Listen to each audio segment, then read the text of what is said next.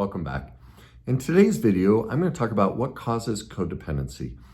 And to do that, I'm going to read straight from Pia Mellody's book, How to Face Codependence, because I think this is so critical, the way she's laid it out, and you can look directly in your life and make a determination immediately if the conditions in your life made this possible, and it might be something you struggle with. So it's a bit of a long passage, but again, this is for your benefit, because I think when you have this information, it'll really help you. So she, in her book, she says, "Where does the disease come from? I have come to believe that the dysfunctional, less than nurturing, abusive family systems create children who become codependent adults. Our culture's inherent belief that a certain kind of parenting is normal contributes to the difficulty of facing codependence. But a closer examination of normal parenting techniques reveals that they include certain aspects and practices that actually tend to impair the growth and development of the child and lead to the development of codependence. In reality, what we tend to call normal parenting very often isn't healthy for the child's development. It is less than nurturing or abusive parenting.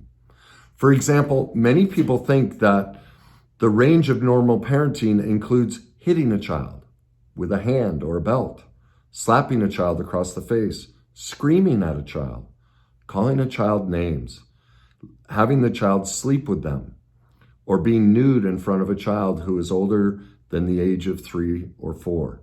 Or they think it's acceptable to require small children to figure out a way to deal with life situations and problems themselves, rather than providing a concrete set of rules for social conduct and some basic problem-solving techniques.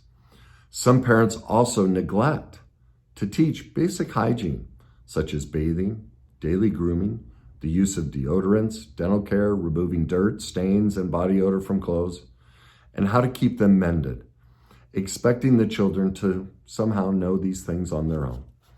Some parents think that if children are not given rigid rules and swift, severe punishment for breaking them, the children will become juvenile delinquents, teen unwed mothers, or drug addicts. Some parents, after making a mistake, such as punishing a child in error because the full facts were not clear at the time of the punishment, they would never apologize to the child for the mistake. Such parents conceive that an apology would be seen as showing weakness that might undermine the parent's authority. Some parents believe, perhaps unconsciously, that children's thoughts and feelings have little validity because the children are immature and need training. These parents respond to a child's thoughts and feelings by saying, "You shouldn't feel that way," or "I don't care if you don't want to go to bed. You're going because it's good for you," and believe they are training the child in a functional way. Still, other parents swing to the opposite extreme and overprotect their children, not making the children face the consequences of their own abusive and dysfunctional behavior. Such parents are often very intimate with their children, using them for confidants and sharing secrets beyond the children's level of development. This too is abusive. Many of us who were raised in homes where this kind of behavior was common grew up in the delusion that what happened to us was normal and appropriate. Our caregivers encouraged us to believe that our problems as adults arose because we didn't respond appropriately to what happened to us. And many of us arrived in adulthood filled with baffling feelings and with a distorted way of looking at the world and what happened in our family of origin. We got the idea that the way our families behaved toward us was correct and our caregivers were good. This meant by unconscious deduction that since we weren't happy or comfortable in our adult life with some things that went on or things that went on as a child, we were somehow not good. Also, we apparently couldn't please our parents by being what we were naturally. This delusion that the abuse was normal and we were wrong locks us into the disease of codependence with no way out.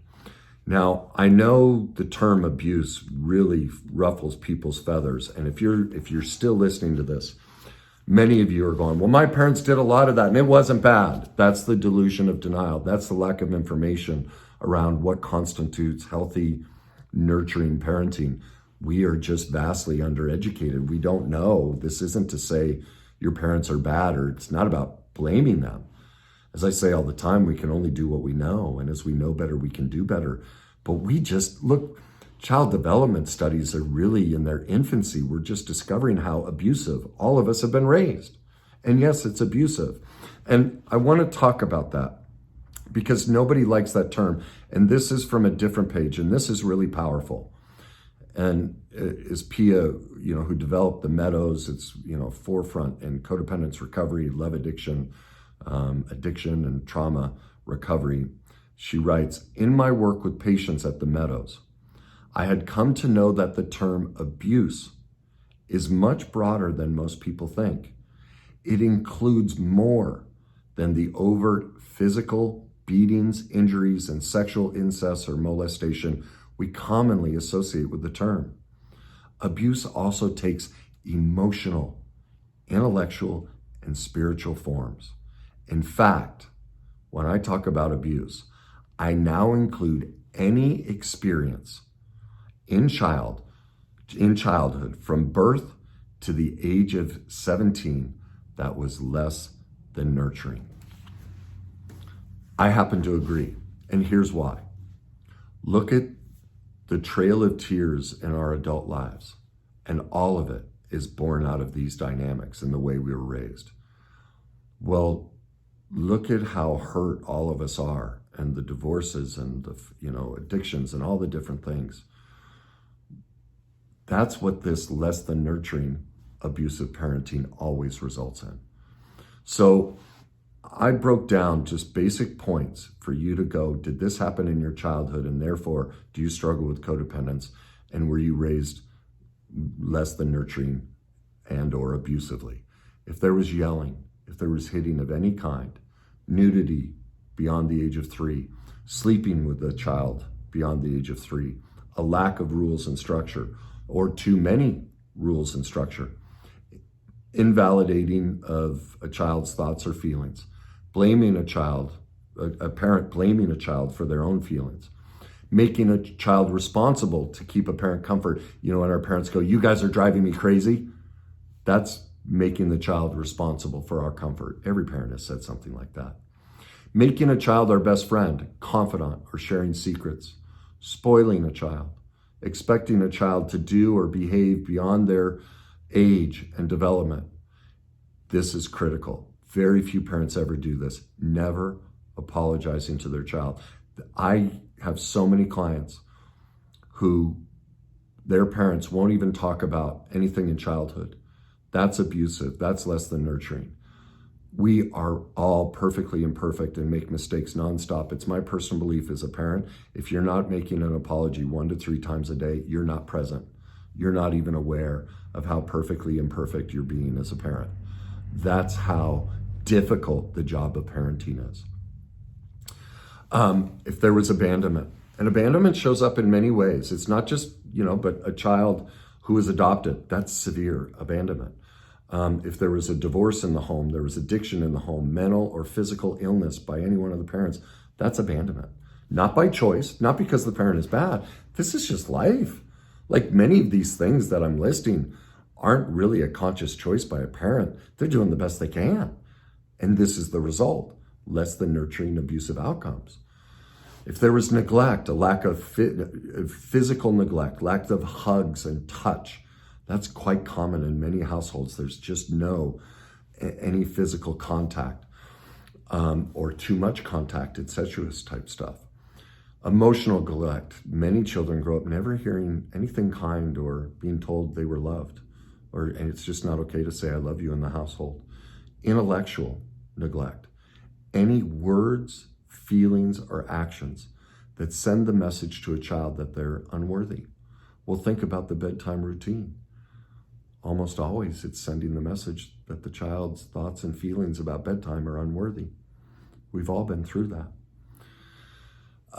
Being raised by others besides our parents, single or dual working parents. Again, these aren't things that are consciously, an attempt to hurt our children. Like, that's just the cost of life. We have to do these things to put food on the table. See, there can be such a hesitancy, and this would be a sign of codependence, of hearing all these truths and we get defensive. Instead of allowing the truth to go in and go, well, yeah, my parents were perfectly imperfect. They did all of these things. Not because they don't love me, but we don't teach this. And even if we did, they'd make mistakes. But our defensiveness, that's a sign of lack of worth, a lack of compassion for ourselves. We don't want to admit that we went through this. Because remember how she said we had to hold on to the belief that the abuse and the neglect and the less than nurturing environment was somehow good for us. That's the double bind we've all been placed in.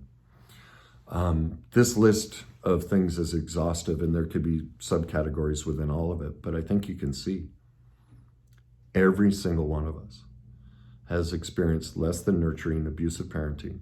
Every single one of us has grown up codependently. We all struggle with codependence, and here's the beauty of that. I know this will ruffle a lot of feathers, and I won't make a lot of friends with those strong comments, but do you see how that brings us all together? See, most of the time we don't want to hear this or admit it because it separates us. It means I'm bad. Like, that's why people will react to this is I look like their parents saying they're bad. They don't want to hear that. That's because they were so unnurtured or abused that now they're putting their parents' face on me and gonna blame me for pointing out the truth, or Pia, for pointing out these truths of what we really experience in childhood. So it's gonna get projected onto me because there's that bind we're placed in of we have to protect our parents, which isn't kind and loving to them and isn't kind and loving to us. This is an inclusionary, process and statement to recognize, man, life is tough. Parenting is overwhelming.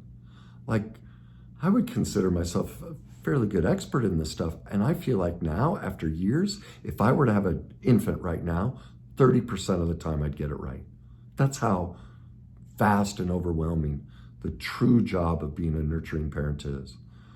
And so please, let's stop this false protection that's killing us and robbing us of truth, robbing us of connection. Because if we all came together and went, yeah, this is true.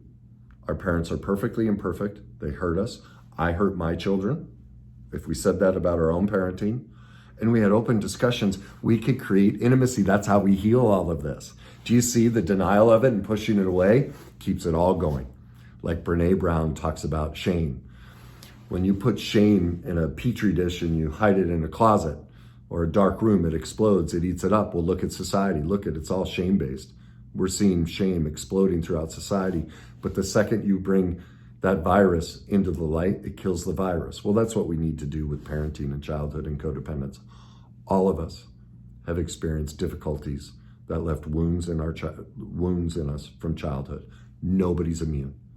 And the belief that you didn't walk out of childhood is a sign of how severely you were hurt in childhood. The second thing is we all have to accept that we're all codependent, that these dynamics work within all of us, that we're all equal to the same, and we can all talk about this and heal together. We can drop the shame. We don't have to carry it anymore. Let's all start having compassion for our parents by getting into truth. And we as parents get into truth that we have done this to our children. And it's okay. It's okay.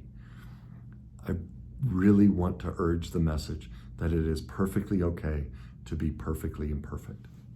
So if you think that'll help somebody, please share it. Please leave me your comments. I'm sure I'm going to get a lot that might be really upset with me about terming this as abuse and saying our parents hurt us and saying that we're all codependent. I know that'll ruffle a lot of feathers, and that's okay. please, I welcome you to share your comments and your pain, because that's what you're sharing is your pain, and it needs to come out. And I won't take it personally, because it's not about me. It's about the pain that that person is stuck in, and my heart breaks for them. So please get it out. That's bringing that shame out of the dark into the light. So please, I urge you to do that if you feel anything negative about it. And finally, if you like this type of content and you want to learn, the next video is the 2 personality types of codependence. That's going to be fascinating, because most people lump it into this one category, but there's actually 2.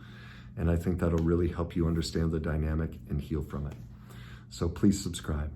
So there it is. I hope that helps you. And as always, enjoy the journey.